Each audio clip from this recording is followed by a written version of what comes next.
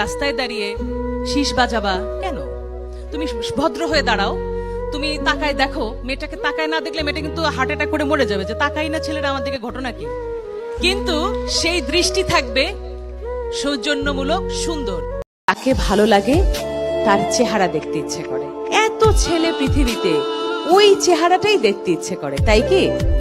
ওই কণ্ঠটাই শুনতে ইচ্ছে করে, তাই কি?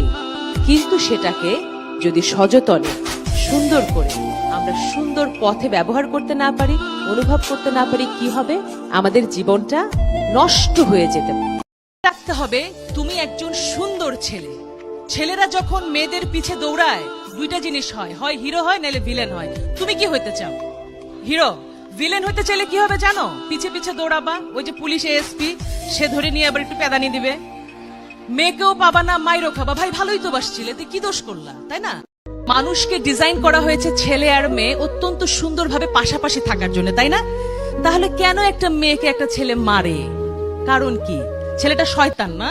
দোষ না, ছেলেরা অনেক ভালো।